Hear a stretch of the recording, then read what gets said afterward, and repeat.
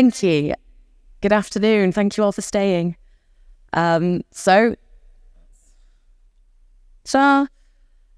once upon a time, a long time ago now, I walked into the highways depot at Central Bedfordshire Council. I was wearing a bright pink Mac and I might as well have had 3 heads. They did not want me to be there. I had come from corporate to help them with project management. They could not see the benefit at all in this and wanted to get rid of me as quickly as possible. Over the next months, I managed to persuade them that actually I was quite useful, and all those bits of work that they thought were unnecessary, like following corporate procedures and governance and overview and scrutiny papers, were actually quite useful if someone can help you through them. So I did all of that for them, and they decided that actually they quite liked me. And after the project was finished, they asked me to stay. And now, over a decade later, I'm still there and now head of commercial and business improvement. They keep giving me more bits. And that's really what I'm going to talk to you today about, how we can support engineers by letting them focus on engineering or justifying why my team exists. So for those who don't know where Central Bedfordshire is, you can see the star on the monitor up there, right about in the middle. We are all the nice rural places that aren't Bedford and Luton, right in the middle. We've got some market towns, which are very, very nice. And we are a unitary authority formed in 2009. So we're still relatively new. We look after 1,400 kilometres of roads. We've got 220 bridges and 23,000 streetlights. We've got a very large rights of way network because we are so rural. And we look after nearly 100,000 trees. So this is where I started. Just over a decade ago, we were moving from our managing agent contract. It had come to an end after 10 really successful years. We had used all the extensions we could, and it was time to look at doing things differently. I was sent down from corporate to help work out what type of contract we were going to move to, and then go ahead and procure it. And so that's exactly what we did. Members were keen to take greater control, and they wanted to bring some services in-house. So we moved from an incredibly thin client with, I think, 4 desks in a highways depot to over 100 officers in-house. It was a big choopy. It was a big piece of work. Once we'd done the procurement, my next task was to make the service work. And that's it. Sorry, they should get my notes. Had to look at the gaps. What were the gaps in the service? What was the gaps in terms of who chooped across? It soon became really apparent that we had no policies. We had no processes. And just for the alliteration, I've put publicity, but no comms team. It was a big, big challenge. And that's why we first decided to set up the business support team, as it was called then, to sit alongside the engineers to help develop that full suite of policies and processes and comms so that we could really set the direction of where we were going and what we wanted to achieve.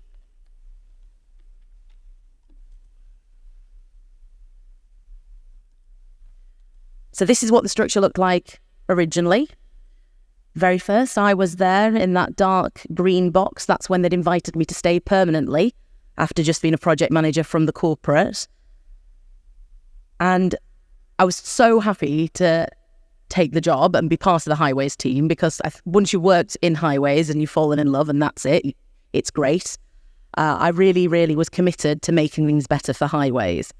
And I was also committed to introducing non-technical staff. And 2 reasons for that. 1, engineers, especially those in the public sector, are really hard to come by. I don't know if any of you have noticed that when trying to recruit. It is a challenge. So the best thing to do, or I found certainly, is let them focus on engineering, have other people and now a whole dedicated team to work on all of those other things that aren't engineering that are taking their time. Engineers like engineering. That's where their skill set lies. they're not, and I know this is a massive generalisation, so I do apologise, but they're not normally the best at talking to members of the public. I tended to find they had little aptitude or desire to follow corporate procedure and process, and that's exactly where my team came in. We unravelled the corporate procedures, we made plans, we project managed, and we helped develop that full suite of policies and processes so we could really articulate exactly what we wanted to achieve as a service and then go ahead and achieve it. Now, the reason I've put that up, yes, of course, I have been on a management course, but that's not just why I've put that there. To show the storming period, it was difficult at first. I mean, I had managed to convince the engineers that one person, me, was okay and they might quite like it if I helped them, but trying to convince them that a whole team was going to be a challenge. The only way we could do this was by delivery. It's the only way to get buy-in. Show that things work. The engineers were often frustrated with members of the public who'd much to say about the quality of the roadwork, the quality of the network, absolutely everything. The engineers had very, very little sympathy with members of the public, and they very much felt that they knew best. So the introduction of my comms officers made a huge difference here. It bridged the gap. It helped translate the language. The officers could see the perspective of both sides, and also just some of the language that really helped. I mean, all engineers know what a carriageway is, a footway and a gully, but the public, this is often really confusing. They tend to understand road, drain, pavement a little bit better. And through the intervention of the highways liaison officers, we reduced our complaints significantly. And it gave the engineers, as I've said, time to focus on delivery rather than responding to the complaints from the public. This slide, again, shows the change that has been delivered over the last decade. I'm really, really proud of my whole team in driving this forward. We have customer engagement through Fix My Street, where we have changed 50% of online communications used to be online. Now engagement is 83% online. That channel shift has had a huge impact on, again, the engineers and everyone else's ability to get the job done. We're not sat on the phone answering calls. The call centre is being freed up to answer calls about social care and other matters. That's been a real achievement. We achieved ISO 44001, Collaborative Business Relationships, and then retained it. We created a policy board for Central Bedfordshire. That was a real innovation for us at the time because highways used to get given policies to enact. We were never consulted on them, and they were often impractical. We couldn't put them into practice. That happened quite frequently, especially when we got anything from planning. So creating the policy board has stopped that silo working. Now officers from across the council come together and draft policy together, meaning that we actually have policy that is good for delivery and is sound when it's rolled out on the ground. The incentive fund was one of our first pieces of work that we worked on. We weren't a Band 3 authority at first, and we created a programme to very quickly, in fact within 1 year at the time, go up to Band 3 successfully and stay there. We were part of the Live Labs. We bid for funding. That's another part. As we've grown, my team, I realised one of the gaps being we were great at getting funding, but not so much at the monitoring and evaluation. We couldn't prove that we were a worthwhile investment. Having the team to do that has been fantastic, and it's helped us get more funding. Recently, we were successful in gaining £500,000 from the TSOG funding, and we're doing fantastic work there. What I've put in the middle, the Highways Continuous Improvement Plan, and that is one of the key pieces of work for my team, because I am so proud of where we are today as an organisation. We have come from nothing, from a MAC to a term service contract, completely different ways of working, and now we're committed to continually improve. We know we're doing well, but we want to continue to do better. So I've talked a bit about how to free up engineers by letting them focus on the engineering. The other way to help is by growing your own. So this slide shows a few of our recent apprentices. Over the last decade, we developed an apprenticeship program that has been incredibly successful. We have apprentices who've come and they go across all the different sectors of our highways organisation, and they see what they like best and where their skills lie, and they gain a civil engineering qualification.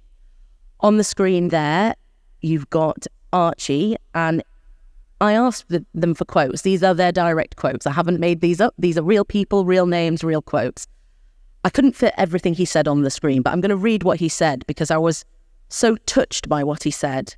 Starting my civil engineering apprenticeship with CBC provided me with a great opportunity to take the next step in my career. Thanks to my apprenticeship and the generous support from the Highways team, I've gained a job role within the Highways department, ultimately progressing my career onwards to a higher level. And that's exactly what we want to do. He finishes his apprenticeship, he's now a Highways technician. We also have people like Ben. He is now our principal programmer. Ben was a PE teacher in one of our local high schools.